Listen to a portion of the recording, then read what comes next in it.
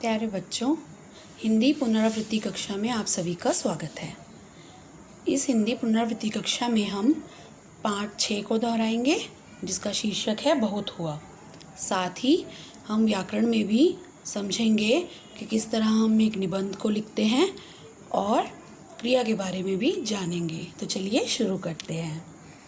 पाठ 6 बहुत हुआ।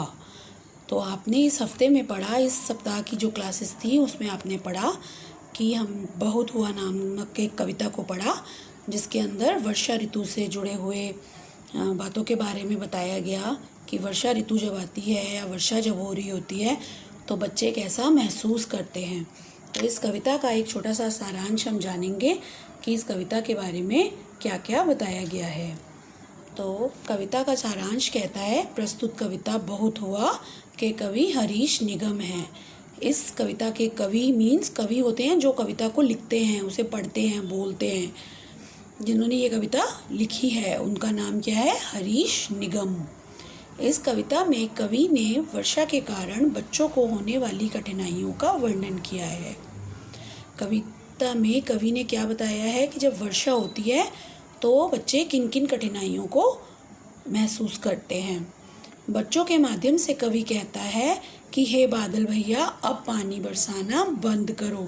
बच्चे बादल से प्रार्थना कर रहे हैं कि अब पानी बरसाना मतलब वर्षा करना बंद कर दो, बहुत हो चुका है, बहुत ज़्यादा बरस चुके हो, बहुत हो चुका है।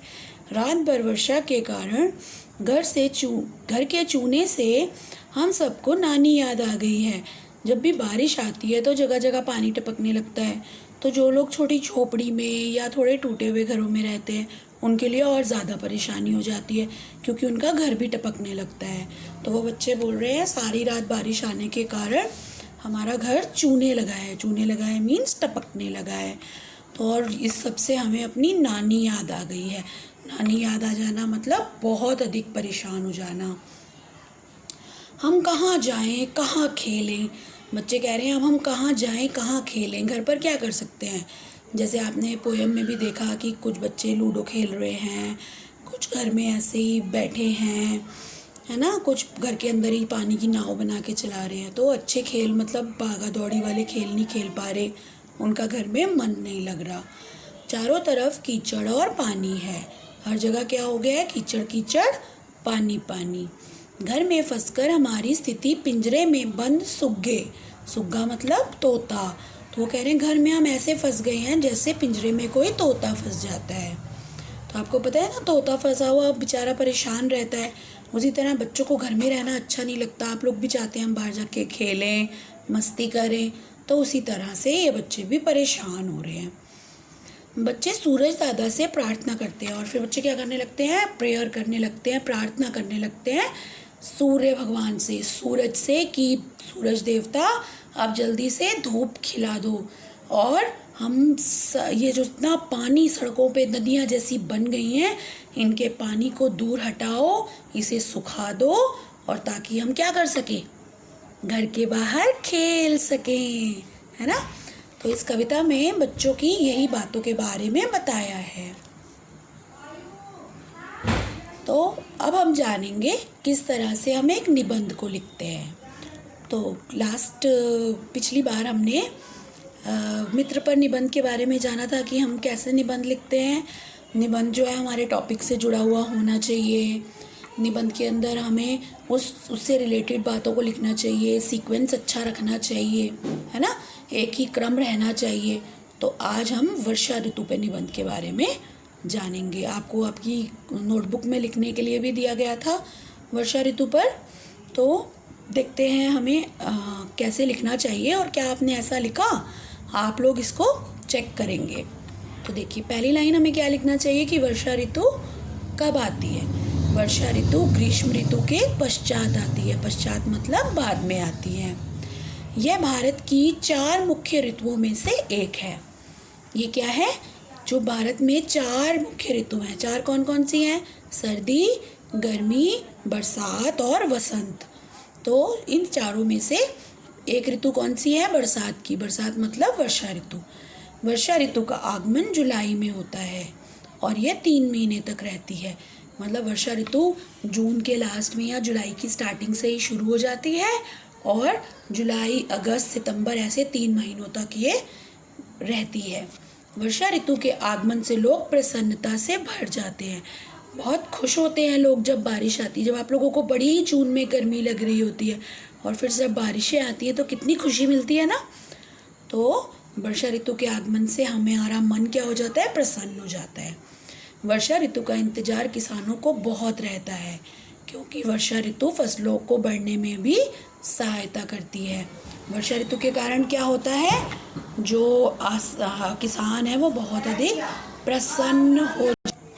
तो जो किसान होते हैं उन्हें बड़ा इंतज़ार रहता है क्योंकि इससे जब बारिश पड़ती है तो फसलों को बहुत सारा पानी मिलता है और फसलें बढ़ने लगती हैं, बढ़ने में सहायता मिलती है, बहुत अच्छी फसल उगती है। वर्षा ऋतु में बहुत सुंदर इंद्रधनुष बहुत बार दिखाई देता है।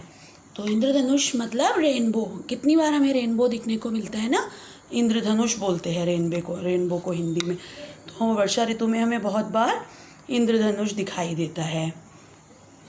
और क्या लिख सकते हैं हम इसमें, वर्षा ऋतु अपने साथ बहुत से त्यौहार लेकर आती है। वर्षा ऋतु में बहुत सारे त्यौहार भी आते हैं, जैसे अभी रिसेंटली बिल्कुल हाल ही में अभी रक्षाबंधन आया, जन्माष्टमी का त्यौहार आया।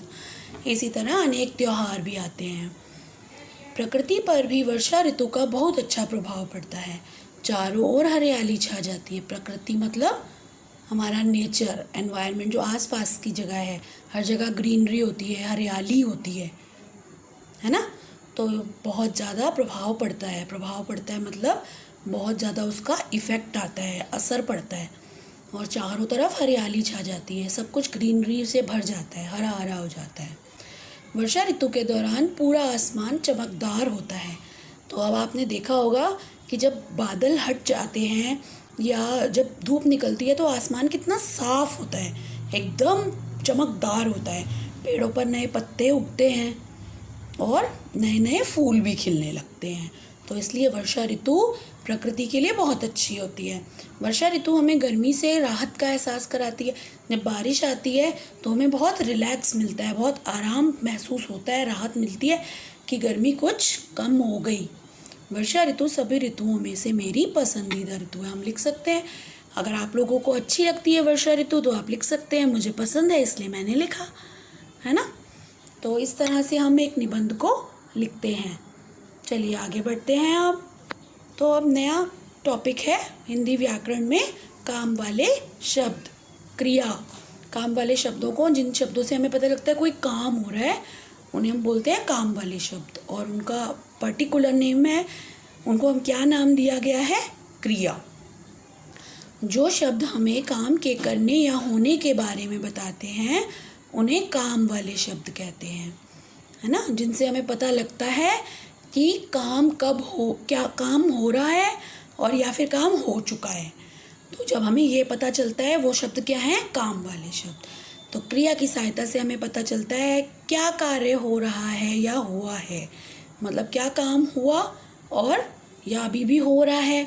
जैसे खेलना, घूमना, नाचना, खाना, सोना आदि।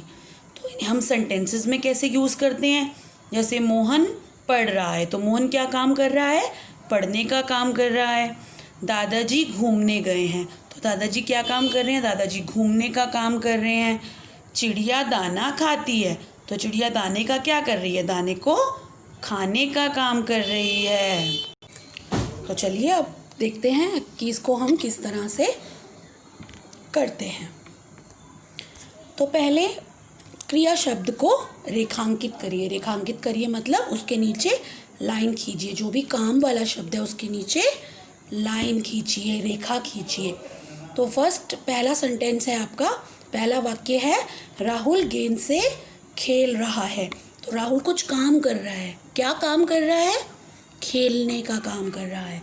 तो हम क्या कर देंगे, खेल रहा है के नीचे एक लाइन लगा देंगे, रेखा खींच देंगे। फिर सेकंड देखिए, दूसरा सेंटेंस क्या है, माँ खाना बना रही है। माँ भी कुछ काम कर रही है, क्या काम कर रही है, खाने को बनाने का काम कर रही है। तो हम किसके नीचे रेखा खींचेंगे, बना रही है। फिर अगला है घोड़ा दौड़ रहा है। घोड़ा कुछ काम कर रहा है। क्या काम कर रहा है? दौड़ने का काम कर रहा है। तो दौड़ रहा है के नीचे रेखा लगाएंगे। अगला बारिश गिर रही है। बारिश क्या काम कर रही है? नीचे गिरने का काम कर रही है। तो रेखा कहाँ लगाएंगे? बारिश गिर रही है के नीचे हम गिर रही है, गिरने का काम हो रहा है, गिर रही के नीचे रेखा लगाएंगे बिल्कुल ऐसे। फिर अगला देखिए, हाथी रास्ते से जा रहा है। अब हाथी भी कोई काम कर रहा है, रास्ते से जाने का काम कर रहा है। तो क्या कर रहा है हाथी? जा रहा है। तो रेखा लगाएंगे जा रहा है। अगला रिया पढ़ाई कर रही है। जैसे आप लोग पढ़ाई कर रहे हैं तो आप क्या काम कर रहे हैं? आप वीडियो देखने का काम कर रहे हैं। उसी तरह रिया पढ़ाई कर रही है। तो क्या काम कर रही है? पढ़ाई करने का काम कर रही है। तो काम कर रही है ना, तो पढ़ाई कर रही है। दादी गुड़िया को खाना खिला रही है। दादी भी कोई काम कर रही है। क्या काम कर रही है? खिलाने का काम कर रही है। तो खिला रही है। इस तरह से हम रेखा करते हैं क्रिया शब्दों पर। चलिए अगला देखते हैं। अब यहाँ कुछ चित्र दिए गए हैं और क्वेश्चन क्या दिया गया है देखिए। पहले क्रिया के बारे में कुछ लिखा है। काम करने या होने का ज्ञान कराए वही शब्द क्रिया कहलाए। तो चित्रों को देखकर हम उनकी क्रिया पर आधारित कुछ वाक्य लिखेंगे। पहले में देखिए एक बच्चा क्या कर रहा है? खेल रहा है। तो इसमें हम किस तरह सेंटेंसेस बनाएंगे, वाक्य बनाएंगे देखिए। पहले में बच्चा खेल रहा है। अब बच्चा गेंद से खेल रहा है भी लिख सकते हैं। पिताजी खाना खा रहे हैं। बिल्ली दौड़ रही है। मीरा पढ़ रही है। चिड़िया उड़ रही है। मोहन चित्र बना रहा है। बच्चा पालने में सो रहा है। चित्र में जो भी काम हो रहा है उसके हिसाब से देखकर हम अपने वाक्य को बनाएंगे। इस तरह से हम क्रिया को वाक्यों में इस्तेमाल करते हैं। जब भी हम वाक्य लिखते हैं तो उसमें क्रिया जरूर आती है। क्रिया के बिना वाक्य पूरा नहीं होता। क्रिया साथ में लिखते हैं तभी तो पता चलता है कि क्या काम हो रहा है ना। तो इसलिए क्रिया वाक्यों में लिखकर हम वाक्य को बनाते हैं। तो हमने सीखा कि पाठ में वर्षा ऋतु के बारे में हम क्या क्या हुआ, उसमें वर्षा के दिन बच्चों ने क्या क्या किया, कैसा महसूस किया। फिर हमने देखा वर्षा ऋतु पे हम किस तरह से निबंध लिख सकते हैं। और हमने जाना कि क्रिया क्या होती है, काम वाले शब्द क्या होते हैं। तो मैं चाहती हूँ आप इसको अच्छी तरह दोहराएं, समझें और घर पर रहकर खूब पढ़ाई करें और अपना ध्यान रखें। Thank you.